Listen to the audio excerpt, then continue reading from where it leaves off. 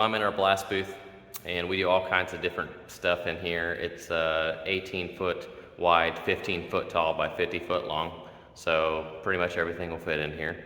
The only time that we run into an issue if it's something that's longer than like 48 or 50 feet. But we get quite a few questions about how we set parts up in the blast booth, especially if a customer has a bigger part and they're wanting to know if we can do it and how they should bring it to us.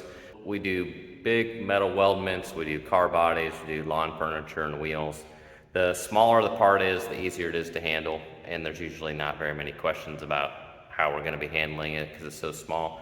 It's usually when we get into the bigger parts and pieces. So if it's something really, really heavy, we have plenty of forklifts with good capacity, so almost always we can lift that off of a trailer, whether it's a semi or just a flatbed trailer behind a pickup. And typically, if it's something that big and heavy that we're using a forklift, something that you can't lift by hand, we're putting it on carts, kind of like you see right here. Pretty basic cart. They come from the farm underneath grain carts and things, older style, so this is like a running gear essentially. We do some welding on it and put some bracing, and basically so it's kind of like moving sawhorses essentially. And so that allows us to move the big parts around really easily and get them in and out of the booth and in and out of the building, because when you have a really long piece, obviously you're not going to be able to drive that through a roll-up door sideways, if you will, because the roll-up door is not wide enough essentially, and our blast booth isn't wide enough, so we need it to go in lengthwise. So we're able to set everything up on carts like these that's really big and long pieces, and then we can move them in and out of the booth with a bobcat by pulling the cart around. Car bodies is a big one. Those come to us in all different stages. One stage is it's a rolling chassis with a body on it, and so there's full suspension, maybe the engine's out and the fuel tank's out and the inside's gutted, but otherwise almost everything is there. Those are really difficult because it's hard to blast around all that stuff. If it's still on its wheels, it's really low to the ground. It's hard to get underneath. We have to put it on jack stands. You still don't have that much clearance to lay under there and blast. So that makes that difficult. I don't typically like to do that, so I usually will turn that away, or it just costs a lot more because it takes a lot longer to just try to get in everywhere because you can't do it very well. And then some people will have a car body completely off the frame, gutted on a rotisserie, and they'll bring the rotisserie to us. They'll let us leave it on the rotisserie and blast the body on the rotisserie. That's definitely the easiest because you can get to every area really simple, and you just rotate it on the rotisserie. So those are our favorite. That's preferred, but it's not always an option. And if somebody just brings us a car body that's gutted and doesn't have anything attached to it, it's already off the frame, but isn't on a rotisserie, those aren't that bad either. We can usually just forklift that right off of their trailer, and then it's short enough that you can just drive that right into the booth, and then we'll set it on some sawhorses.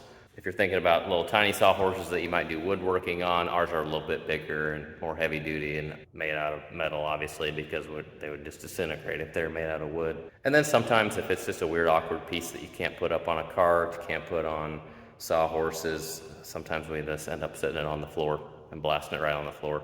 That's probably the least preferred because it wears the metal floor out really fast if you're blasting on the floor a lot, and that's not something that you want to replace very often.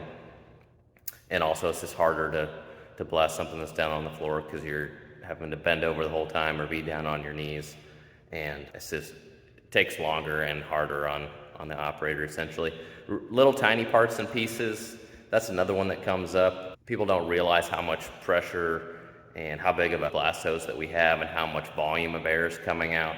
And so you need to imagine that it's like a fire hose, but instead of water coming out, it's a mixture of air and blast media, whether it's steel grit or glass, depending on what we're blasting. Small parts and pieces are just going to fly around. It's not like that you can barely blast them or stay way back and they're not going to move, or like hold on to it in your hand and try to blast with the other hand, because you're just going to blow it right out of your hand because you just can't hold on to it. You have too much pressure. And so we have a little tiny metal table with a backstop on it that we just set small parts and pieces on that will still withstand the blast pressure and are not going to break or warp, but then we can just set them right up on the table and blast right there. You try as much as you can not to have your offhand, because usually you're just blasting, holding the hose and trigger with one hand, and your other hand is kind of just there for support, or if you need to switch to a different side, or maybe you need to use both hands because your arms are getting tired. But try not to hold a piece and blast it at the same time. Stan, our blast operator that's been doing it for a long time, he can do that. He has a lot of experience with it. Obviously, we got PPE, we're wearing welding gloves, really thick ones to make sure that we're not going to hurt ourselves. He can be pretty precise with where he's blasting, and he's done it for long enough. He knows where he can hold things and where he can't, and what angle he needs to, so it doesn't fly around. If I have to get in and blast, I'm definitely not going to try to hold on to something because it's going to fly out of my hand, or I'm going to accidentally blast across my glove, which you don't want to do that. It's pretty basic when we're in the blast room. We're just trying to blast everything, so it's just important that we can get to all the surfaces, and we have to do a lot of turning and flipping sometimes to make it easier, so you're not having to lay underneath something and blast it, because it just, for one, hard to see, two, just can't get to all the places if you're having to like lay on your back and try to maneuver the blast hose around. So that's the basics of it. Like I said, it's a table with a backstop. It's a big cart that we move stuff in and out. And then when it comes to car bodies, if a customer has a rotisserie, we'll utilize it, but we don't have our own rotisserie. So if it's not on a rotisserie, then we pretty much just have to deal with how it comes to us.